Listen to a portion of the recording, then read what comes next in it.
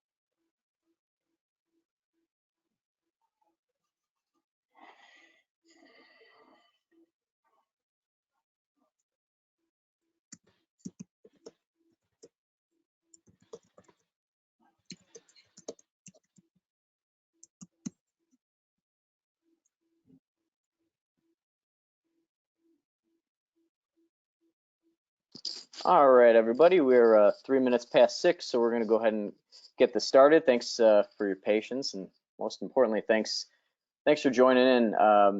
For those of you that don't know me, my name's Todd. I'm with AmateurGolf.com, and we're really excited to have this presentation here with our partners over at Ace Indoor Golf, a great partner of ours, and we really appreciate the opportunity to sort of pick their brains and let our loyal readers have a chance to go over some things with them and kind of learn all things golf sims, how to set up your own, and also learn about what they do.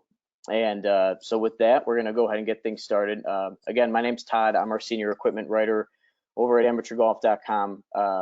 And we're America's #1 resource for competitive amateur golfers. We appeal to the 99.7% of amateur golfers that are not at the professional level, and a large amount of those consumers that are looking to get into the golf simulator space. So really excited to be having this and be your host with you. Our panelists, we have Trevor Faust, who is the president of Ace Indoor Golf.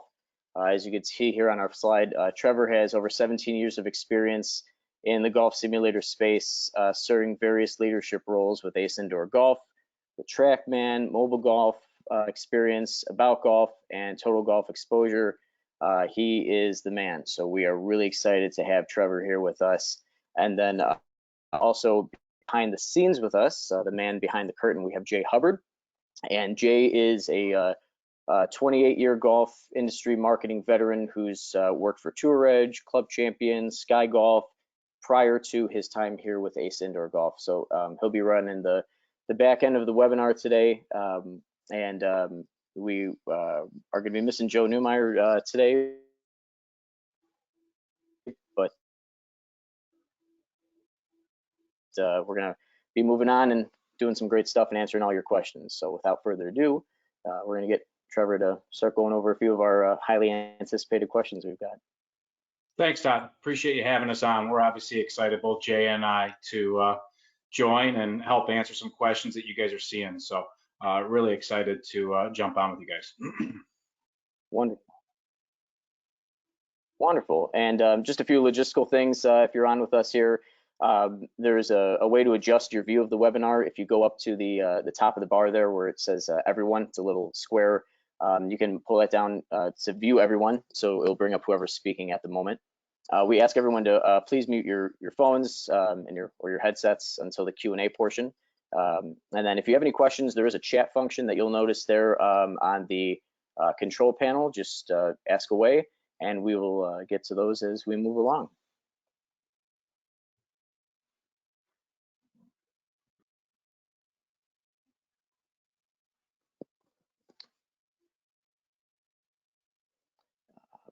And again, this presentation was sort of, dictated a lot by our loyal followers at AmateurGolf.com.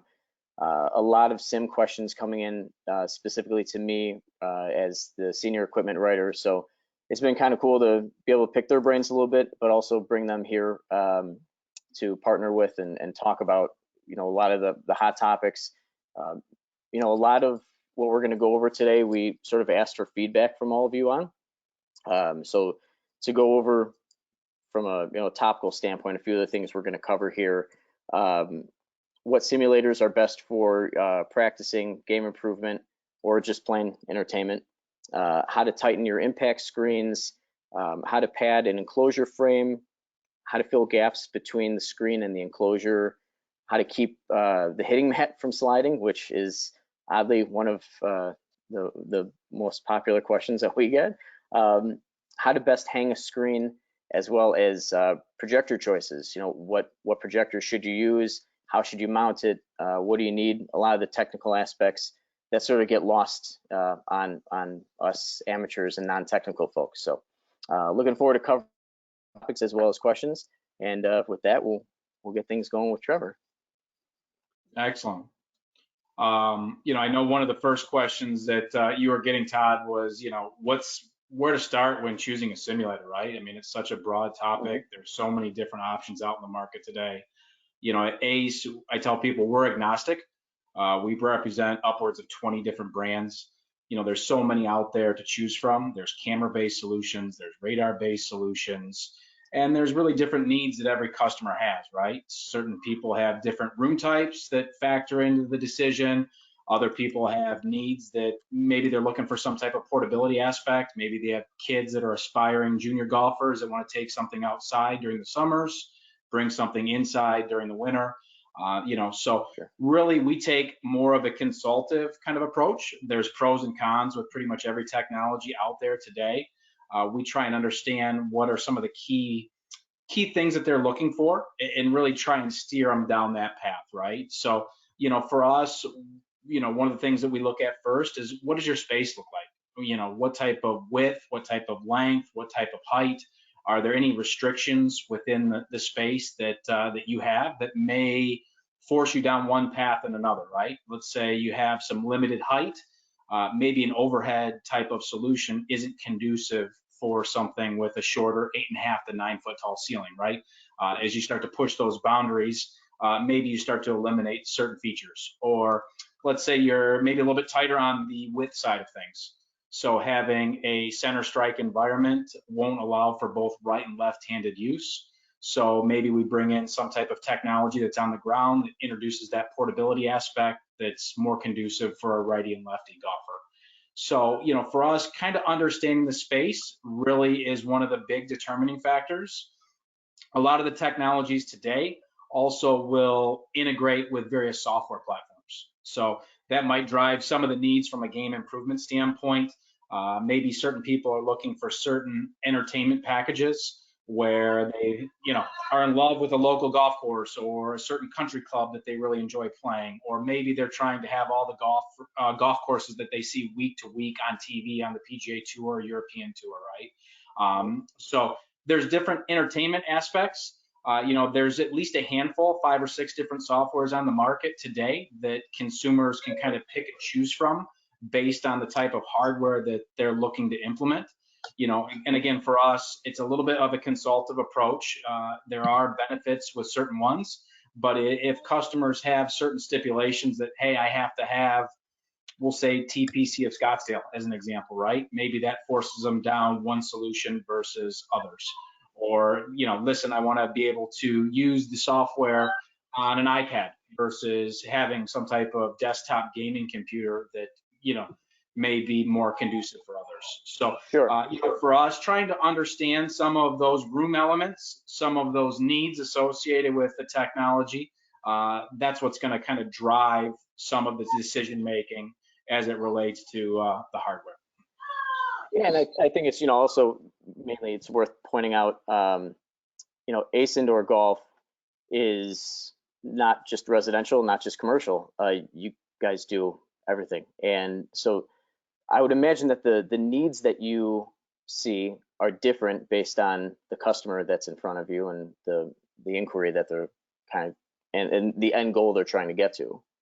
You got it. I mean, there's definitely different needs as it relates to a business or a commercial facility versus, a home user, right? On the home user side, more often than not, they're going to gravitate towards the entertainment aspects, where if they have friends over, maybe they want to dual purpose the simulator so they can watch the football game through the projector on the screen. Maybe they want to use it to gap out their bags and do some fittings. If they're living up in a northern kind of city climate where, snow starts to come into the equation in the fall, late fall, wintertime. Exactly. You and me both here in the Midwest. It allows them to kind of play through the winter.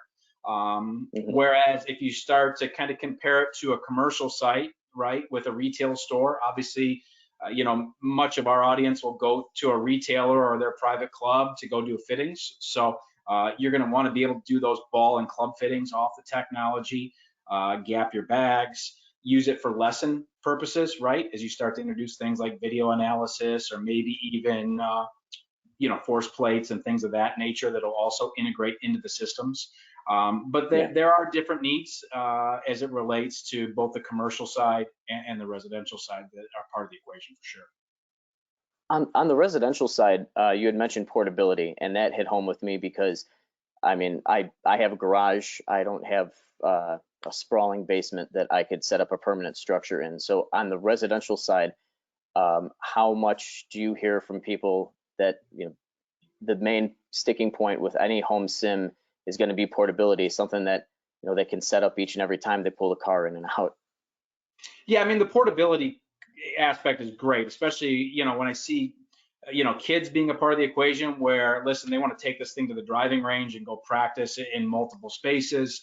We have customers that maybe snowbird down in Florida, so they want to be able to take it with them as they travel. That's another nice aspect.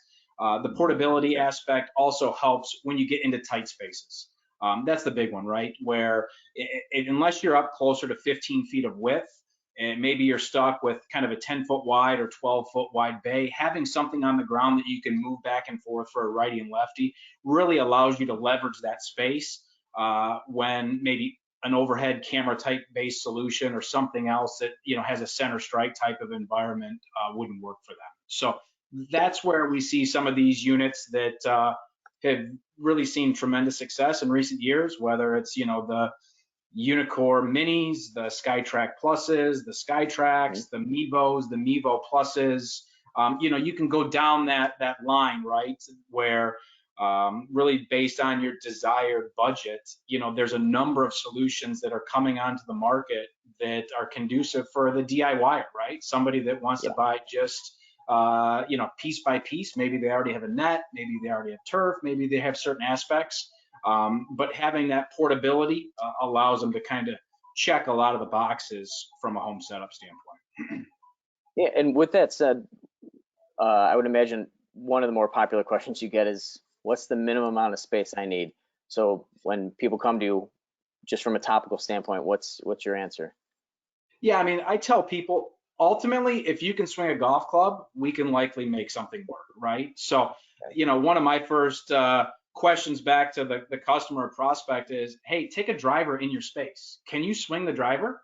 Do you feel comfortable, right? Like, I don't want you hunched over where you're going to maybe develop some bad habits, but if you feel comfortable swinging a club, more than likely we can make the solution work, right?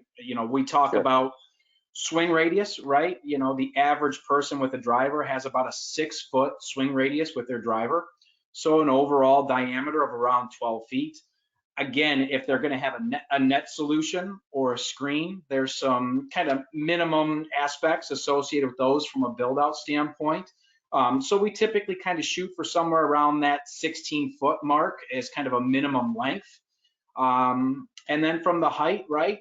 Yeah, I'm 6'3". I can comfortably swing in a 9-foot tall space. We've done many installs for NBA players that are in a 10-foot tall space. Most commercial retail type sites are going to be somewhere around 10 to 11 feet at least. But I would say the average person somewhere, we recommend 10 feet because again, there's some things that you can do from the viewable image with the projector at a 10-foot tall height. But somewhere around that 9 feet plus is really going to allow the person to swing comfortably without any type of issues or restrictions. So being 5'7", I really have no excuse now. That's good. You won't have to. You won't be an iron only simulator. You'll be able to swing the whole bag for sure. I appreciate that. Down to a logistical question. This is something that was a little bit more popular that had been fielded to us. Was when you get your setup and you have your screen and your projector and everything's all set. Over time, you're going to have to tighten up your screen a lot, just whether it be from usage or if you're outdoors in the garage, weather change, humidity, things like that. What's your best solution for tightening a screen? So with Ace, we do manufacture our own screens. We typically recommend a 2-piece screen where it has a front screen and a back screen. There's a number of aspects associated with installing those screens, but it does allow for very easy, quick tweaks to the screen. So there's a Velcro aspect to our screen installations where that front screen can be tightened as needed with the Velcro that's on the back side. So that's a simple, easy way to kind of make some quick adjustments on the fly. We also do leverage a slightly different construct along the bottom of our screen with some shock cord that's like a bungee cord basically that can be adjusted. The way that that's designed is it's designed in a manner that it doesn't allow the golf ball to get underneath the screen and go behind it. And it also allows you to kind of tighten up that bungee so that certain people hit a golf shot and they like for that ball to kind of roll back to that tee area. You can also loosen it up where it hits it, it immediately drops. I've seen people tinker with that kind of tightness from the shock cord system that we offer that kind of gives that flexibility depending on how much rollback they'd like to see off the shot.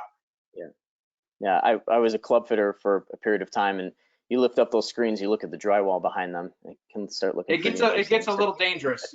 There's no doubt. We don't want that. We want to make sure that safety is paramount for us, right? We want to make sure that the design allows for the golf ball to stay in there without it getting out in any way. And I think the average player, whether you've been fit for clubs at an indoor sim or you've gone to a location that is like sim bar or something like that, when you set your own up at home, there's a few realizations that you have right away, and one of them is the enclosure that you have what is your best advice on padding your enclosure and avoiding, those balls getting through? You had mentioned kind of at the bottom, but then how about on the sides as well? Yeah, so we leverage a system that has what we call carpet pads and mini pads. We manufacture them in various sizes, so everything's custom made again based on the space that's available. So it's Mhm. easy when on the front side, we can get one of our designers in touch with the person that's kind of building it out on the front side. That makes it very easy, right? Where we can design it specifically for a solution that optimizes the space. We understand that we're going to have people that, hey, I've had a simulator for a number of years, or I'm looking to upgrade over time. That's where we offer some different pad solutions that will also integrate with maybe the screen that they already have, even if it didn't come from us, right? So we make what we call our carpet pads in different thicknesses. So it'll attach over by the wall and then over to the screen that's being used. That's going to basically cover any type of bungee system or zip tie system that may be currently leveraged to hang the screen in place today. Got In it. addition to that, we use what's called a mini pad, and that's a thicker kind of foam-based pad that's going to provide a big layer of protection with either the PVC piping, the 2x4 frame, whatever that build out currently looks like. Those mini pads are really what's going to make sure that you're covered from a safety standpoint. You're not going to have any type of golf balls hitting the structure or something hard in the background and then come flying back out you as you're trying to play. You mentioned something there that I think is worth noting for everybody on this. You had mentioned even if it didn't come from Ace Indoor Golf. Um, so, I mean, if somebody sourced their products from elsewhere, they went on Amazon or whatever, it's not like you have to have all Ace Indoor Golf products to come to you for advice and to purchase other additions to their home sim or their commercial sim. That's correct. I mean, obviously, when they buy all the components from us, it allows for very easy setup, kind of Yeah. seamless use. It's a simpler kind of solution in a sense, right? If they do have Mhm. other components from other vendors or someone else, there may be an additional layer from an installation standpoint, whether there's some added Velcro that might be needed, certain aspects depending on what they have in place today. But ultimately, again, because we do everything custom, we can design those pads and those kind of screen accessory type items in a manner that will integrate with other pieces that they have in place today. Something tells me there's not too much out there you guys haven't seen before. So Most of our team has been around now for close to 20 years. So we have some very senior designers on our team that have been in the space for 15 to 20 years. mhm. We've been involved with tens of thousands of installs combined over the years. So we're pretty comfortable with everything that we're seeing. Great. And on that note, with hanging your screen, if you were advising someone first time sim buyer, someone that's doing it in their garage or a basement, how would you advise them to best hang their screen, whether it be like I said, in the garage, in the basement, or elsewhere? Sure. One big factor to kind of take into consideration out the gate is most people like to have as large of a viewable image as possible. They want that big wow factor. So they want to try and Yeah. have as large of a viewable image as possible. So if they haven't purchased a projector yet, they can get one that optimizes that image, right? And that screen setup that they're building. And you take some things from a geometry standpoint. They call it throw distance, which is the distance away from the screen that the projector is Hmm. located. There's also different aspect ratios that projectors come in. Ultimately, it's going to be a 16:9, a 16:10, or a 4:3 aspect ratio. But depending on where they're at from a projector standpoint, you also want to make sure that there's some room behind the screen as they go to kind of start installing it. You can kind of think of a trampoline, right? Where there's going to be some give. Hmm. I mean, arguably, some of these guys are going to be hitting a golf ball upwards of 200 miles per hour plus. We've done some pretty extensive QC testing with the long drive guys. We've had Kyle Berkshire and different guys using the systems where you're up into that kind of 230 plus type area, right, where they're really Yeah. hammering balls. So we want to make sure we have a minimum of 12 inches behind the screen just for some give.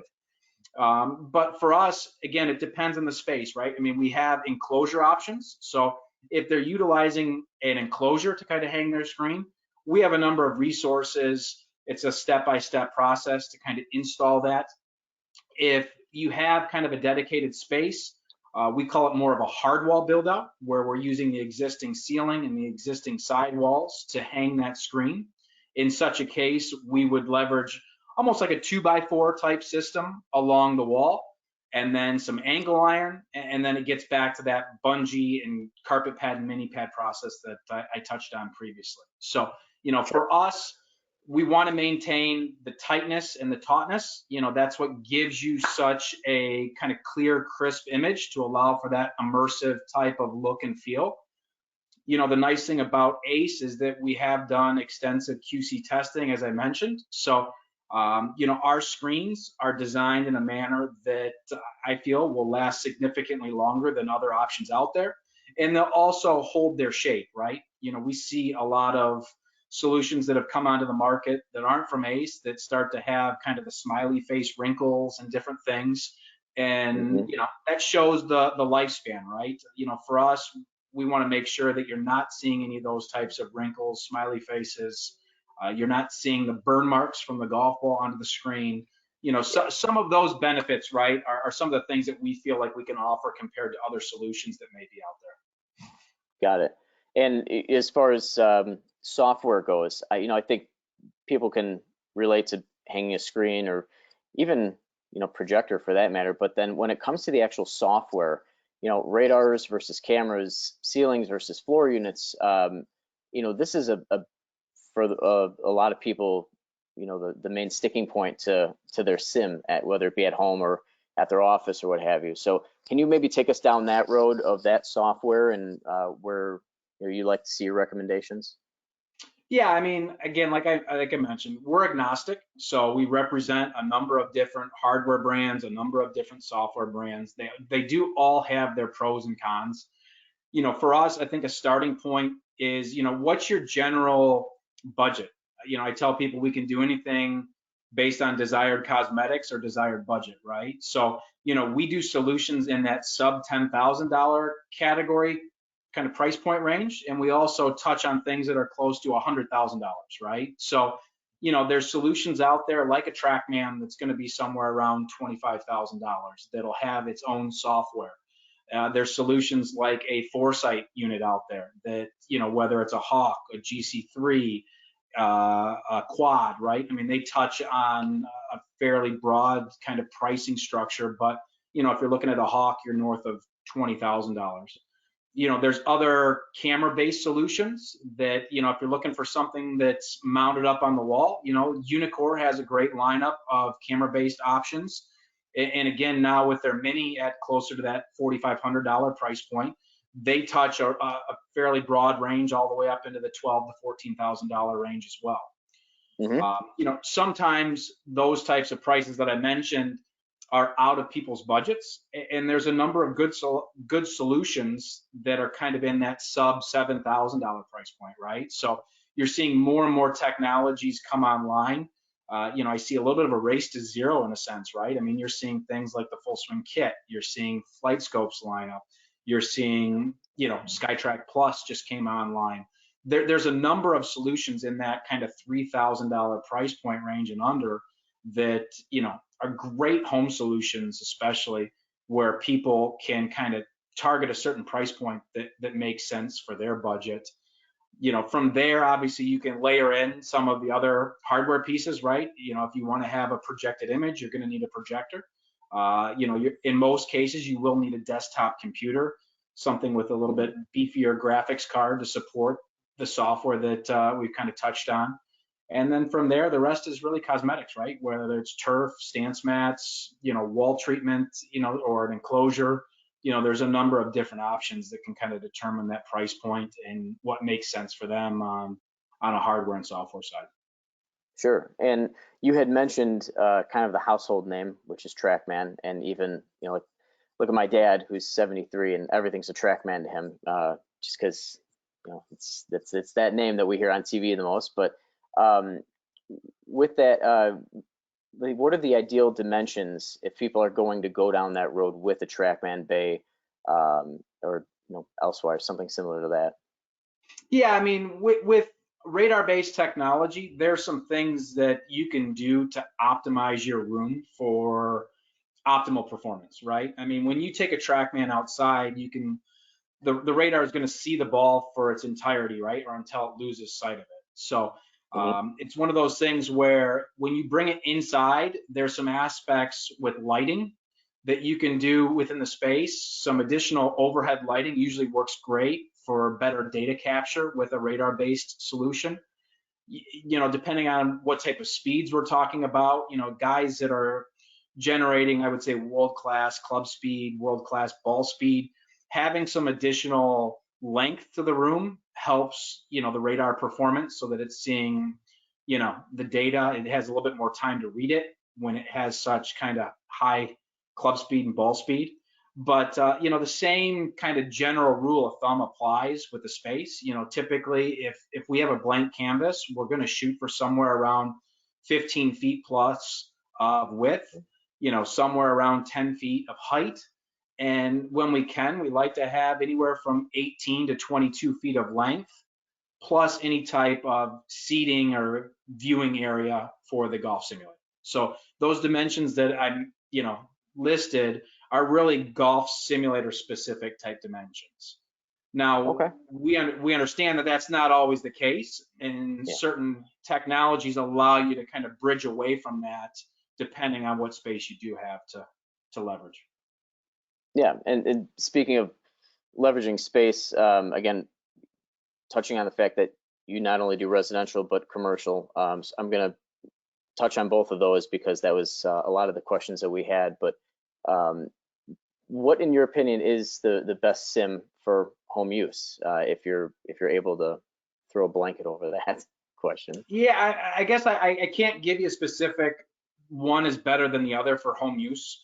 Again, everybody's situation is different. So whether there's a budget aspect that's associated with, whether there's a room aspect associated with it, whether there's certain software requirements that might be associated with it. Certain units may measure just the ball versus the club data, or if there's certain data parameters that you'd like to make sure that you're using from a practice standpoint or game improvement, those can also be features, part of the consideration. And the same really goes on the software side, right? I mean, if there's certain things that you want to work on, right? Whether I want a combine feature, or whether I want certain golf courses, or I want the ability to play as many golf courses as possible versus, okay, I have this grouping of, we'll say, 30 or 50 golf courses, right? All of those kind of go in. And that's why at ACE, we do take more of a consultative approach. And that's why there's upwards of 20 different hardware solutions, right? That we can, point a customer towards that's going to make sense for their particular needs. Yeah, and on the home use note as well, and I'm sure there's other people like yourself that can understand where I'm coming from here. As far as internet quality at home, to operate what you're trying to do in your garage or in your basement, when you've got kids that are on iPads or Chromebooks and you're streaming TV and all this good stuff that we have now, what kind of pitfalls do you normally see people fall into, or any sort of questions that typically come up with quality of internet and usage at home? There's really not a lot of needs from an internet standpoint as it relates to the performance of the technology. The big item is on the support side, right? Anytime we can get a nice stable either Wi-Fi or hardwired connection to the computer, if you ever do have an issue down the road, it's so nice to have a customer service team just remote in, check some things, and really make changes on the fly, right? It's amazing with TeamViewer and different platforms now where you can have somebody from California or somebody from Florida remote in at, pretty much any hour of the day if you give them access, and they can either download certain firmware, they can make some changes to the software, whatever it may be. So allowing them from a customer service standpoint to help, that's one of the biggest kind of advantages to having a nice stable internet connection. Certain units and certain softwares do require it just from a private or piracy standpoint. They want to be able to, make sure that it is an active license and that something isn't getting cloned and taken advantage of. So a lot of the units will just, once you log on to start, it's just one quick check, and then it's not really used from that point forward, right? So there's a couple potential needs and requirements as it relates to internet, but the big benefit, I think, is on the customer service side. Great. And then on the flip side, we had some people that were interested in commercial simulator startup. Where you stand on that, and how do you get going with that? Yeah, I mean, our team regularly speaks with customers that are exploring the idea of indoor golf, right? It's been such a popular and successful area here the last few years. I tell people, coming out of COVID, it's been a blessing in disguise. So the facilities in the space have done extremely well. As it relates specifically to indoor golf centers, again, we have a full design team on staff that'll help kind of design out layouts, optimizing space, profit per square foot, different metrics that you can kind of look at to optimize the long-term success of the facility.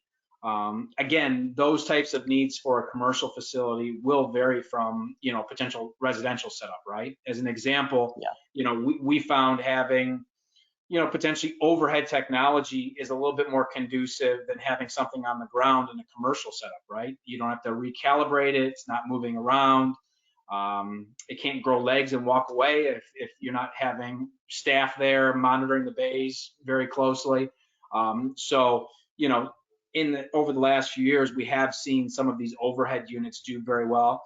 Again, that's not to say that you can't do well with other solutions, because there are other successful ones out there that we're partnered with and utilize. But again, if people are interested in the commercial side of things, we've been involved with thousands of installs. We're happy to kind of walk you through some of the pitfalls, some of the things that other people have potentially struggled with in the past to avoid those mistakes. Anytime you can take some of the guesswork out of it, that's always a beautiful thing. Yeah, we're here to be a resource, right? I mean, we want to make sure that we're doing everything we can to help people out. We had some questions about your recommendation for the best sim for game improvement. What would you tell our people about that? Again, I think I've kind of touched on that a little bit, where for us, we're not going to say one brand is better than another. On the game improvement side, you can start to dive into some of the data points, right? If there's certain data that you're looking for, okay, maybe I need to make sure angle attack is, something because I'm working on driver distance, or, you want to start to get into things like dynamic loft or spin loft, or again, you can go down that rabbit hole from a data standpoint. There's also things that, may come into the equation as far as ease of use. Is it wireless? Does it need to be hardwired? Is there a battery associated with it if I'm going to be taking this out to the golf course, or if I'm going to be using this in my basement from a game improvement standpoint? Those are some of the factors that we would start to walk through, again, based on the customer's general budget, right? I mean, there's solutions in that $15,000 to $25,000 price point that are drastically different priced than, a 3 or $5,000 type of solution. So for us, we would dive into the data a little bit with the customer to find that better. And it's well worth noting for everything we mentioned prior to this and going forward, you guys have a 30-minute consultation that's free, if I'm not mistaken, correct? That's correct. Yeah. So we have sales staff that are always willing and able to spend time with prospects. As they're kicking around the idea, whether it's an in-home simulator, whether it's a business plan for commercial use, whether they have questions about a certain technology versus another. For us, if they are located by Toledo, Ohio, where our office is, we do have a nice showroom with different technologies that they can come try and experience. We also can kind of help consult with other locations that may be in their area. And for us, we approach it almost like a test drive with a car, right? It's one of those things where go try it, go experience it, hit shots on it, put it through its paces, hit flop shots, hit bump and runs, hit your push hooks, your pull fades, really go test the system out, right? I mean, if you Now know you're you hit speaking your my 7-iron with a 165-yard cut, then, hopefully you're seeing that in the system.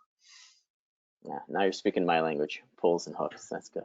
Um, going back to what we were talking about before, someone had a question about giving an idea of startup and operational costs, commercial versus private setup options. Yeah, I mean, so we can walk a customer through different factors that are associated. There's a number of different options based on the commercial side, whether they're using enclosures, whether they're doing hard wall setups, where we're using some existing walls that'll be kind of built into that space. There's a number of different options as it relates to turf. So are you going to have some putting green options in there? Are the putting green options a part of a simulator, not a part of a simulator? What type of turf is being used? Are you integrating other accessory items? We're a US distributor for PutView, so is something like that being leveraged within the space? Do you want to have video analysis features?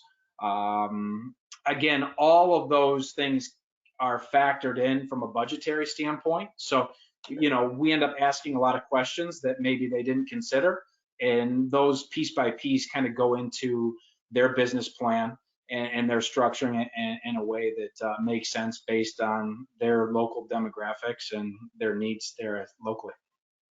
Yeah, and again on the commercial indoor business side, how would one price out playing 18 holes? You set it by price or you set it by time? What's your advice there? Again, there's different models, right? There's membership models where someone can, have a monthly fee. There are different, pricing models based on the time of day, the time of what day it is during the week, whether it's the weekends, weekdays. There's a number of things that they can kind of consider from a pricing model. It does vary from market to market, right? So you're going to see some different prices in downtown New York City versus somewhere in Green Bay, Wisconsin. And Sure. so some of those factors also go into defining what makes sense. We tell people as they're working to define their business model, they're trying to get to, 100% capacity, right? So, there's some things that you can do geared towards maybe colleges and universities at certain points in the day. Maybe you gear, your mornings toward the seniors. Maybe you're, again, targeting the local public golf courses that maybe they don't have a launch monitor, they don't have a golf simulator for lessons at certain times. Establishing leagues where there's some reoccurring revenues in the evenings, every Tuesday, every Wednesday, every Thursday. So we try and break it down almost by day and time a little bit to say, okay, how do we get your 4, 6, 8, 10 simulators that you may kind of gear this business plan off of towards optimizing efficiency and having maximum use. The Green Bay, Wisconsin reference wasn't reference to me as a Bears fan, was it? I just want to make sure. Hey, my Lions won their first game here Thursday, so I'm a happy camper. We've been through enough. Yeah. What type of material, if any, do you suggest using between the screen and the wall? I think that's a great question. Yeah, so for us, like I mentioned earlier, we do offer a 2-piece screen. There's a front screen and a back screen. The front screen is used for a little bit more kind of picture clarity with the projector. It is something that you can put in the washing machine and wash it. There's some things that you can do to spot clean it to extend the life. The back screen is more of a mesh type of material, a little bit more heavy duty. And that's what's really taking the brunt of the golf ball and the impact there into the screen. For us, we don't like any additional materials associated with the 2 screens because it can potentially actually cause more harm. So the friction of the golf ball as it's hitting 2 screens, those screens are going to rub, right? So if we introduce another material in there, likely it's going to cause more harm than good. As we also touched on previously, we recommend a minimum of 12 inches of what I'll call kind of dead space behind the screen. So as a golf ball is impacting that screen, there's some give. Nothing else is needed from a wall treatment behind. As long as you have that 12 inches, it's just kind of dead space. So you really aren't going to have to do any type of special finish, any other type of material for that wall behind the screen. And we actually would encourage not to have anything else, whether it's foam based or whatever it may be, as a part of the screen as well. I hear a lot of people with at-home setups putting mattresses behind screens. Is that's a do or a don't in your book? I I've seen it. Makes me a little nervous, to be honest. Again, we can only control what we provide to people, and we recommend a minimum of 12 inches behind that screen. If that's the case, you're not going to need anything. We have guys that, okay, I just can't make 12 inches work, and that's where they try and get a little bit creative, whether it's a mattress, the foam, those types of materials. Again, so much of it depends on, what type of ball speed's being generated in certain aspects of the room. It's difficult to comment on some of those, but if you maintain that 12 inches, we know that we can comfortably say you'll be fine. A lot of questions revolving around the projector. Lumens is a word that maybe not a lot of people know about or know how that correlates with the quality of the picture that's being projected. So can you take us down that road a little bit with whether it be an at-home or a commercial, or if they're one and the same when it comes to the projector that you choose? Sure. So there's a number of topics associated with projectors that kind of come into your equation. Lumens is just really a reference towards the amount of brightness. So when you think of a home theater, you typically think of a dark space with no windows or some type of shades. Lumens are less important in a home theater environment because it is so dark inside that room. When you start to introduce the golf element, right, you don't want to be in a pitch black room. You want to be able to see the golf ball. You want the lights on. Maybe you have friends over, TVs on, other ambient light and things going on within the space.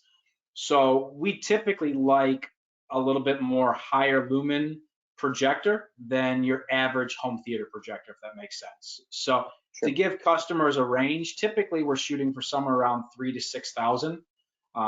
Again, some of it depends on the budget and how much you want to spend on that particular projector. As I mentioned, most projectors now will come in at least two aspect ranges. Some of them are limited to one, but you're going to have an aspect image of either 16:10, 16:9, or 4:3. And that's just going to be the display that you see on the screen from a viewable image standpoint. The other factor that we take into account is what's called throw distance. And that's the distance from the lens of the projector to the screen. So a lot of times people hear, well, wait a second, do I need a short throw projector? Something that's much closer to the screen. One of the things that our design team does when they evaluate a room is to kind of weigh in those factors that I mentioned. But as it relates to throw distance, you don't want the projector too far away where your head and body are casting a shadow on the screen, but you don't want it too close where it's in harm's way if someone's hitting a golf shot. So you weigh a number of those factors. Most people today have gravitated towards the laser projectors. They're a little bit more expensive than a bulb projector on the upfront cost, but it's our opinion that you'll save drastically down the road from a maintenance standpoint. So you can get a little bit cheaper bulb projector.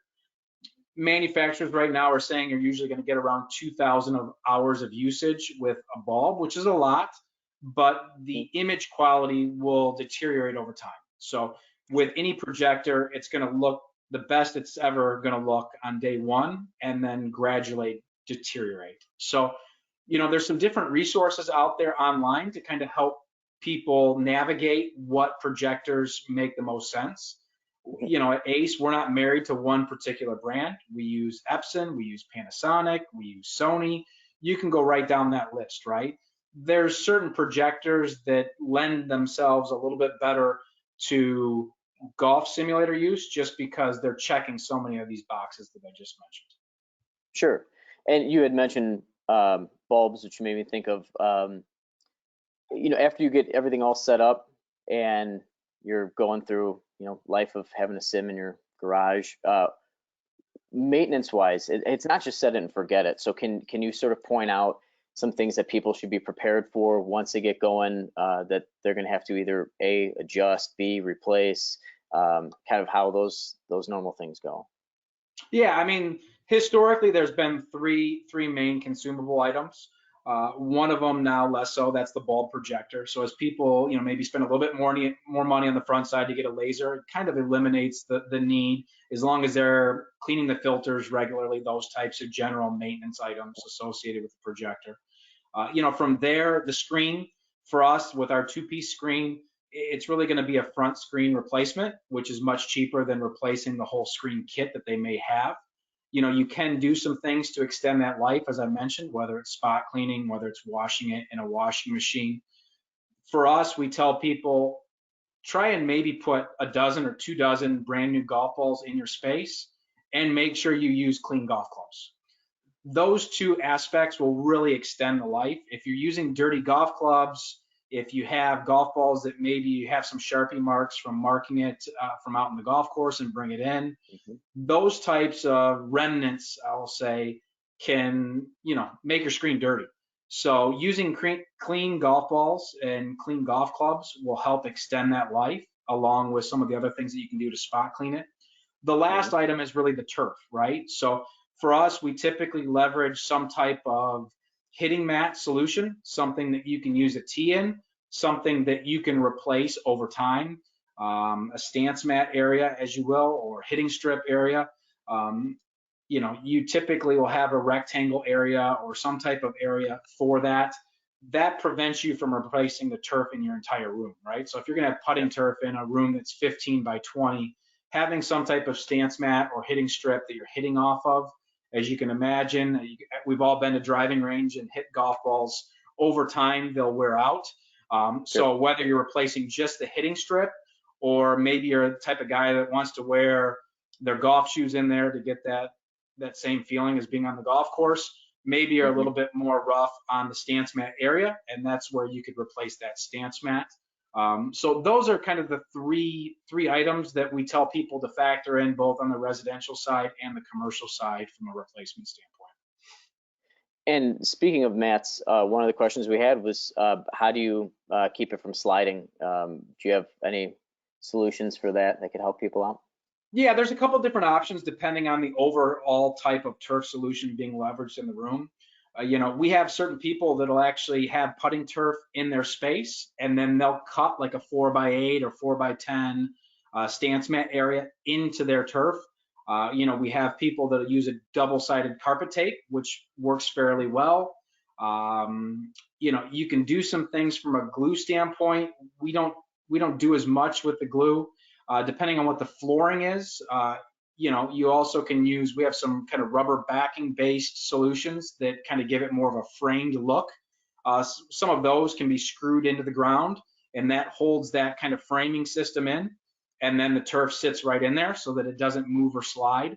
But really it depends on, okay, is there a concrete floor? Are we able to screw into the floor? Does double-sided carpet tape work better? What type of surrounding turf is also a part of the space? There's a few questions that our team, would address on a consultative call, as an example, right? To kind of steer them down which option makes the most sense. And as far as continuing on the mat side of questions, as far as mats go, are there specific mats that are more conducive to limiting pain from like tennis elbow, golf elbow? You get a lot of that with people that hit off mats a lot will run into those kind of aches and pains. Is that something that they should be on the lookout for when purchasing?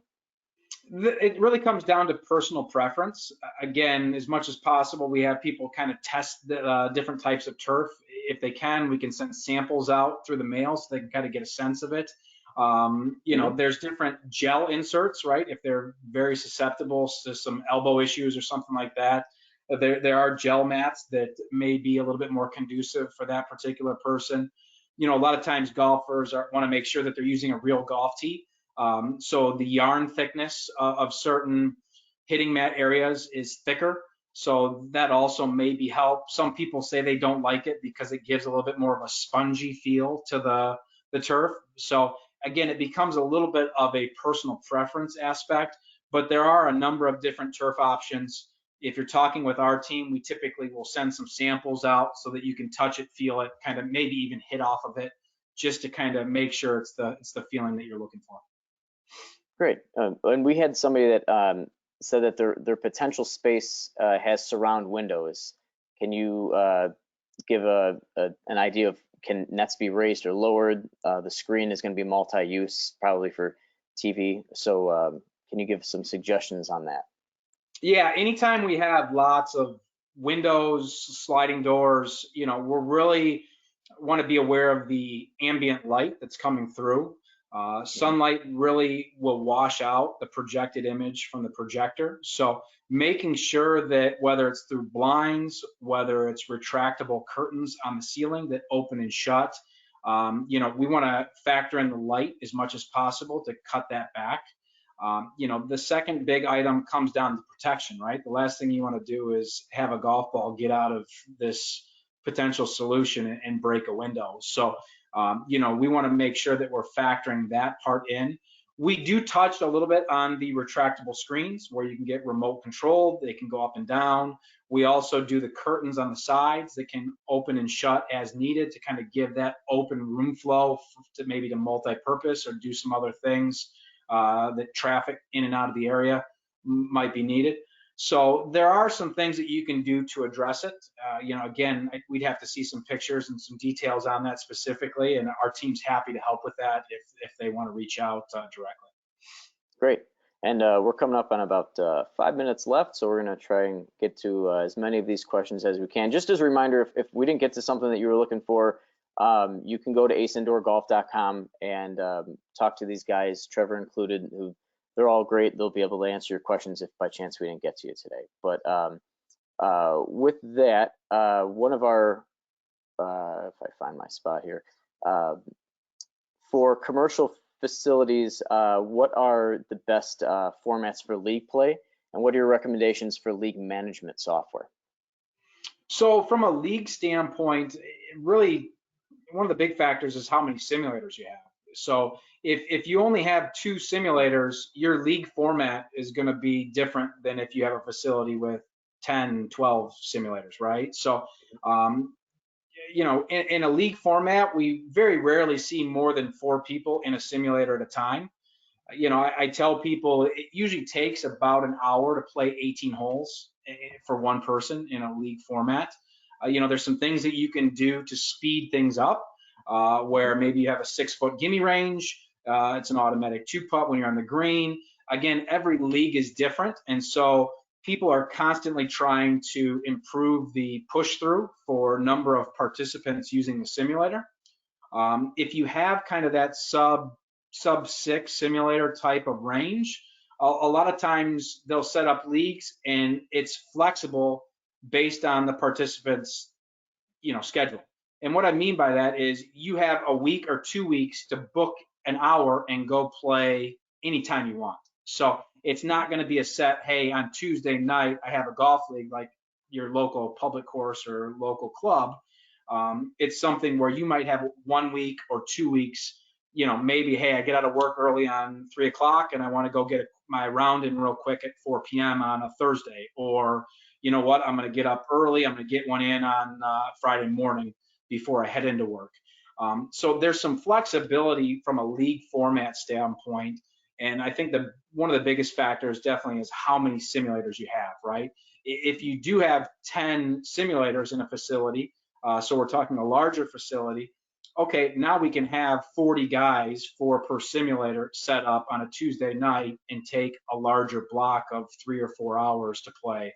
Or maybe it's a 9-hole league versus 18 holes. And so, we have a 2-hour block and you could get 80 guys through back-to-back 2-hour sessions on a Tuesday night. So, factoring in the number of units would be one of the first questions I'd ask this particular person as far as what they were dealing with. And probably one of the last ones I'll hit you with here is what's upcoming that has you excited personally in your realm of indoor golf and sims? Anything that jumps out at you? For me, it's been fascinating to see the growth and trajectory of the indoor golf and golf technology market. Back when I first got into the space 20 years ago, there were $50,000 golf simulator packages. And, it was something that on the entertainment side, as a single digit handicap, okay, yeah, I can go do some things on it, but it wasn't going to translate really to game improvement. It's been amazing to kind of see the growth and the improvements made in the industry. For us, we do see kind of a race to zero. There's a big appetite for golf simulators. People are getting more and more comfortable with technology. As a consumer, we see it week to week on the PGA Tour, whether it's through things like Shot Tracer or TrackMan, on TV. The pros are using it every week on tour, whether it's a Foresight, TrackMan, Full Swing Kit, other ones out there. From a game improvement and practice standpoint, I think there has been a little bit of a race to zero, so it's no longer solutions around that $50,000 type of price point. I think guys can really get in there, do some things themselves, and get into solutions in that sub 25, sub 30, sub 20, sub 15 types of price points that, even as a scratch golfer, you can practice and get better. So I'm thrilled with the advancements. I know just from our relationships with a lot of the hardware manufacturers, they're investing heavily in new hardware. They're investing heavily in more software options. So it's great to be a consumer right now, and I think there's a number of exciting things on the horizon. The other aspect maybe worth pointing out is I think you'll see a lot of interesting things coming up next year with the Tiger Woods, Rory McIlroy league on TV. I know they're scheduled to kick some things off in January, and I think people seeing simulators being used by the world's best every week on TV, I think it's going to even lead to some more interesting things out there for us. So it's a fun time to be in the space for sure. When I saw that question, that was the first thing that came to my mind was TGL and the exposure and the birth of that, what that's all going to look like and reshape the way people sort of look at virtual golf, indoor golf sims. So I'm really excited for that, and also excited that Jay gave me the blessing to go a few minutes over here. So we're going to get to a couple more rapid fire questions with Trevor before we let him go. One of the things that we had a few people ask about was wedge shots, hitting your ceiling in your garage. We've all done it at a driving range that has an overhang, but in your own personal space. How do you alleviate that? Yeah, so we leverage a baffle system. So it's essentially some material that can hang from the ceiling that help knock it down. So as you're hitting towards the screen, the golf ball is traveling up. There's some baffles that we can add up there that prevent it from doing any type of meaningful damage in any way on the ceiling. And you're not going to get that ricochet where it hits the ceiling screen and then comes back at you. So there's a baffle system that we can leverage. The good news is nowadays with pretty much every technology, it's not like the golf ball has to hit the screen. So even if you have kind of that high launch type of flop shot or something of that nature, the golf ball and the tracking are still going to perform even if the golf ball is not directly going into the screen. Got it. Speaking of screens, impact screens, can they be stretched?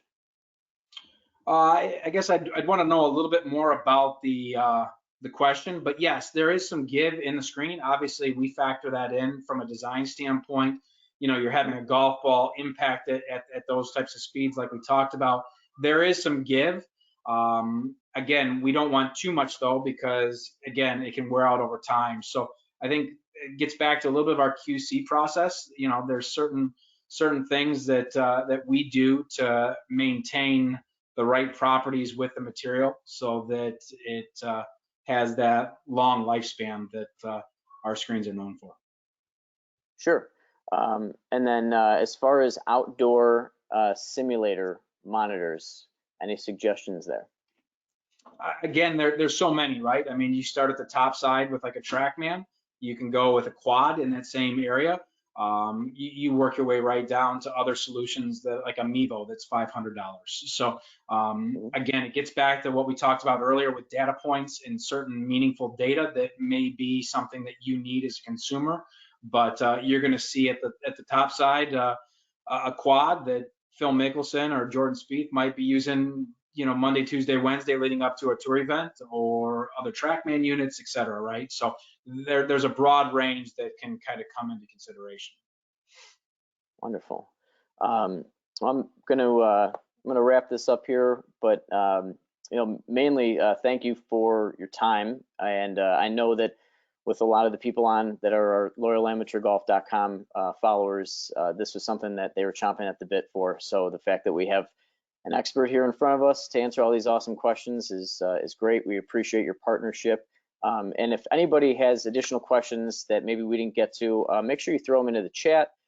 As well as you can just reach out to Ace Indoor Golf at aceindoorgolf.com, and these guys are more than willing to help you out, and great partners of ours, and we look forward to continuing this and maybe doing another one of these. So Trevor, appreciate your time. Jay, appreciate your time behind the scenes there, and hope you guys enjoy the fall, get some golf in while we still have some time here in the Midwest. That sounds great, Todd. We really appreciate the partnership. We appreciate everyone joining the session here tonight. And again, if there's anything you guys need, if there's more questions, I know we were trying to get to as many as possible, but if you do need anything, feel free to visit us at aceindoorgolf.com. Like I said, we offer free consults over the phone where we can really walk you through in greater detail a number of the questions and topics that maybe we didn't have a chance to cover tonight. Awesome. Well, thank you, Trevor. Appreciate your time, and thanks to everyone for jumping on. And we'll make sure we give the heads up when we're going to do something else fun like this again soon. Thanks, guys. Take care.